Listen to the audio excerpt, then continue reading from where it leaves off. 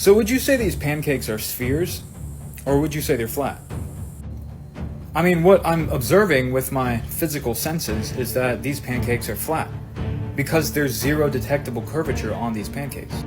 However, according to mainstream science, something that has no detectable curvature whatsoever is actually a sphere.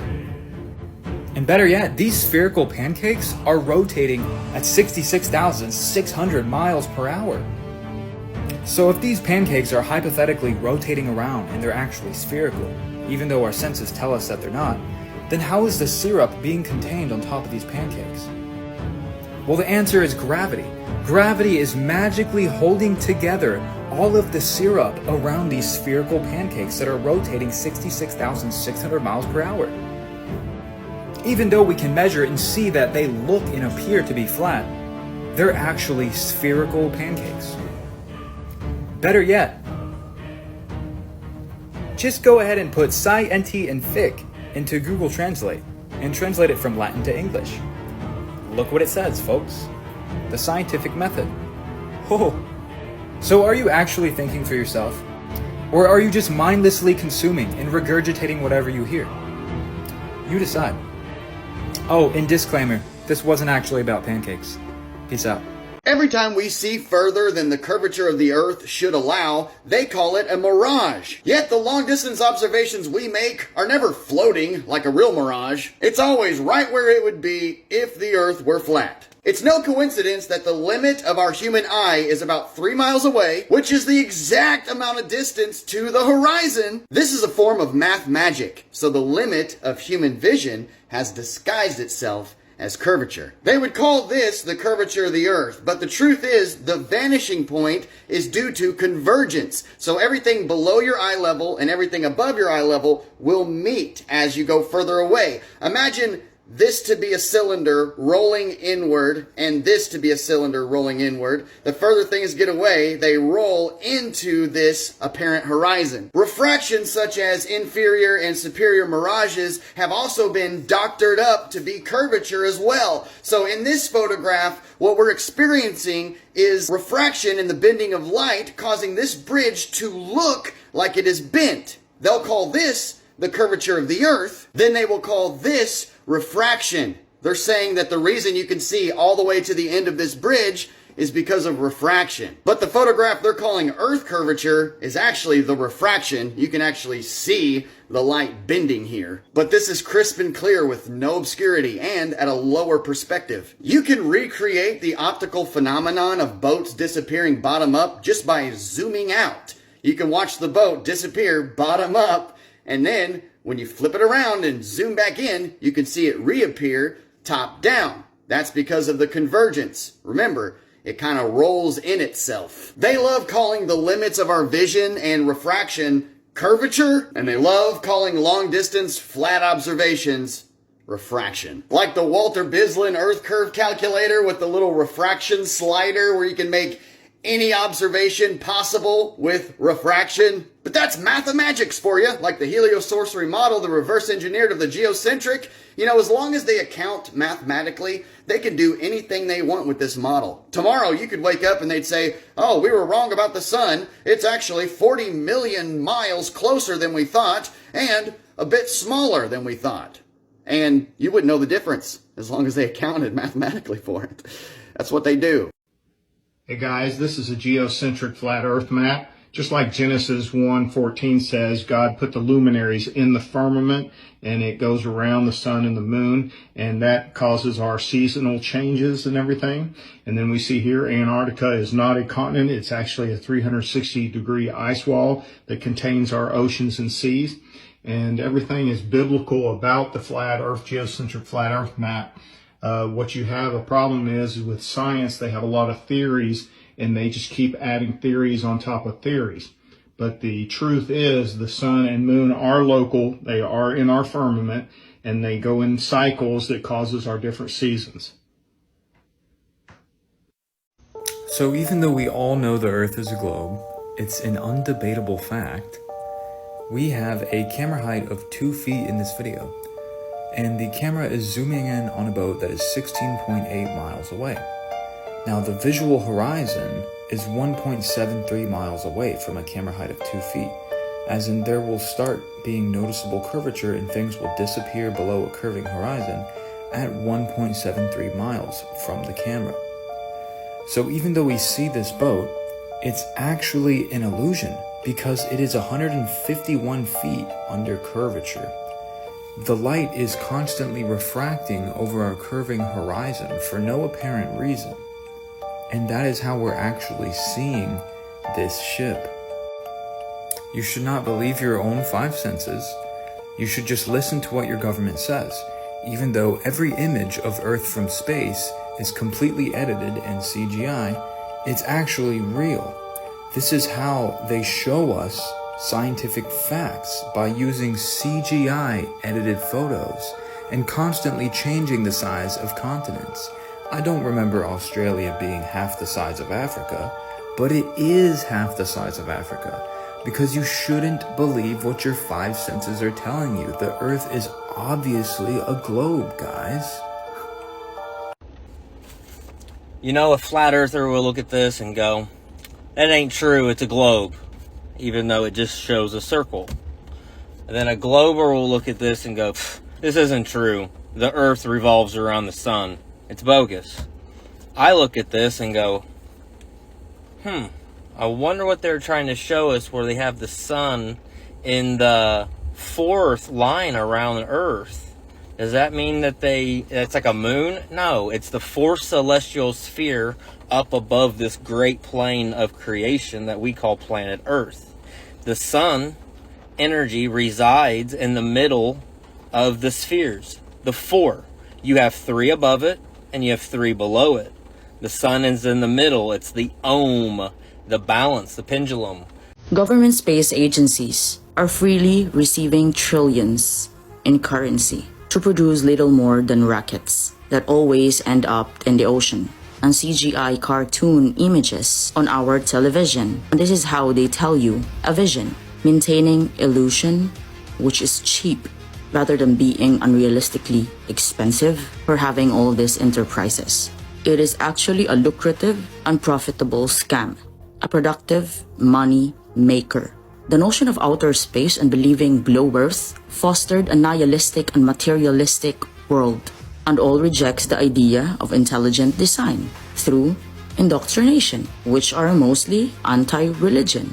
Humans lose connections with anything beyond the material world and become so selfish, compliant consumers. This sets a stage of further manipulation. People has been deceived and disconnected from their true foundations. There are two places that are not led by these globe deceptions. That's Antarctica and North Pole. These two holds inherent significance in the level Earth model cosmos, as Antarctica is the elevated round rim that encompasses and extends all other continents, while North Pole is center point of the world, where all the compasses point A directly below Polaris, which is the only stationary star in the sky. By turning Earth into a spinning ball, these potential extra lands, resources, and its civilization have been conceptually erased from the minds of masses. The globe lie is the biggest and fundamental deception imaginable. Scientism has become the world's new religion, and masses now follow blindly towards whatever future is manufactured for them. NASA put together a fun little Olympics compilation on the ISS. I'm so excited to watch this.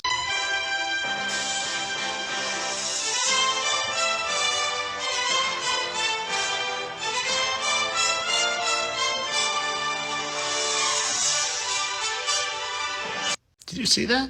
That's strange. What the heck? What's going on here? I was enjoying this, but then I noticed something. It was so strange. I was enjoying my NASA fanboying out. And I don't know, looks like her eye is glitching out or something. What? Why would that happen? Why would that happen? They're up in the ISS. Oh, it must be the delayed feed that we're getting back here on Earth is making it look like it's a green screen. That must be it. Well, good. Now I can go back to being a fanboy and ignoring any evidence that would make me think that anything they're doing isn't true. He proves that the moon landing video is completely fake by finding the exact spot in the U.S. desert where this scene was supposedly filmed. It's quite compelling and shocking. It's important to know that a Google AI presented in Russia can determine if a video is fake or not. During its presentation at the Kremlin, Vladimir Putin chose the moon landing video to test this AI. The AI concluded that the NASA moon landing video was totally fake. NASA admitted the video was fake, claiming they had lost the original. Elon Musk reacted by saying he understood why we never went, considering our current technological limitations, which is pretty crazy. This debate has reignited conspiracy theories and sparked many discussions about the truthfulness of historical events. Many people now wonder if other major events were also faked. Authorities and scientists are working to provide clearer evidence and explanations to quell the skepticism. Attention all passengers, this is your captain speaking. We just want to let you know that you can remove your seatbelts. We have achieved the level of flight, cruising altitude of 30,000 feet, and we hope you enjoy the rest of your flight. You use your four fingers on the dash to maintain your horizon. You know which direction you're going. You keep your airplane level at cruising altitude. You can tell your pitch. You can tell your tilt. You can tell your turn level. Ladies and gentlemen, we are experiencing fictitious forces and curvature out of nowhere. None of our instruments are designed for spherical surfaces, and our training facilities did not train us with these fictitious forces. So we were told to assume the Earth is flat and non-rotating, and now we're all going to die. Smoke them if you got them. Our instruments no longer work. Does anyone actually still believe that this piece of junk went through a space vacuum 238,000 miles away and landed on the moon? Yeah, this is what NASA's saying landed on the moon. I mean, just look at this thing. It looks like it's made out of cardboard box, aluminum foil, and duct tape. Yeah, that's right. Duct tape. But remember the moon buggy they took to the moon? Yeah, well they're saying they used duct tape to hold it together. You guys don't believe me? Well, let's ask NASA. NASA admits that they used duct tape to hold the moon buggy and moon lander together. Not only did this thing land on the moon, but it took off. 99, proceeded, 3, 2, 1, ignition. Burn away, Houston. Vector good. Like, who filmed that? Who stayed and filmed that? But that wasn't the only time they used duct tape. During the Apollo 13 lunar mission, on the spacecraft an oxygen tank exploded. After many hours, the engineers came up with a plan to modify the canisters using duct tape. But guys, shadows don't lie. NASA does. Remember Bill Nye, the science guy? You go to Wikipedia and it says actor. He's not actually a science guy. He's actually not even scientific. He's just an actor.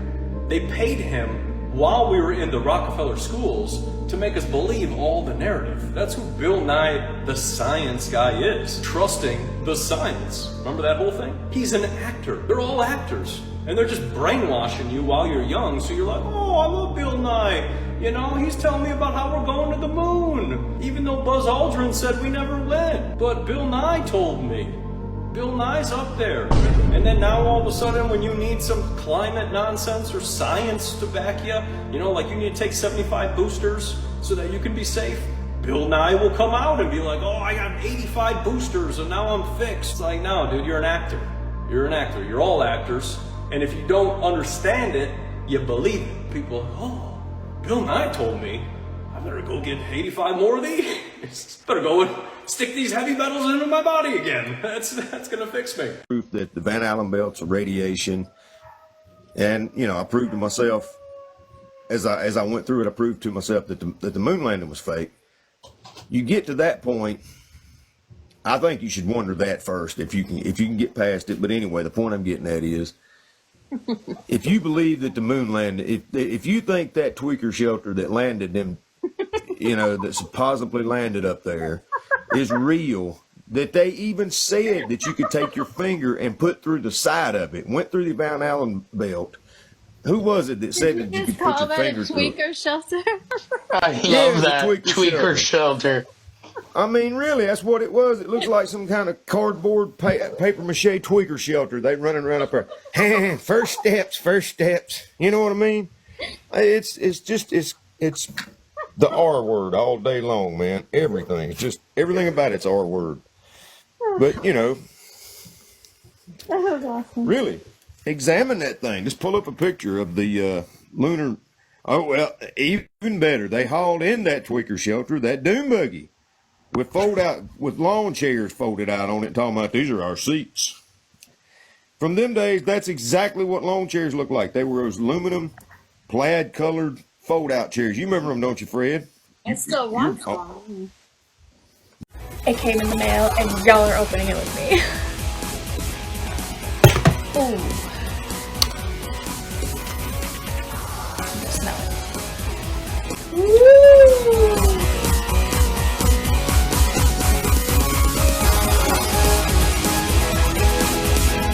Here we go. The flat Earth map dates back over 1,000 years. This map is credited to being created by a Persian astronomer. His name was Al-Biruni, and he lived between 973 AD to 1048 AD. It's the official map of the United Nations and also the United States Geological Survey. It used to be present in many places before the creation of NASA and the Antarctic Treaty in 1959. Here you see it with Admiral Byrd. This map has been restored by Dmitry from Russia with suggestions of mine, Eddie Alenkar. Known by my YouTube channel Flat Earth Banjo, I asked Dmitry to include the Bermuda Triangle and Point Nemo, a place deep in the Pacific where NASA buries rockets. Then Robert Tozzi, a professional mapmaker, came along and enhanced the map even more. There are many people now selling this map online, but if you could order it from my online store, I would greatly appreciate it. Visit my online store now and order one of the items. I humbly thank you.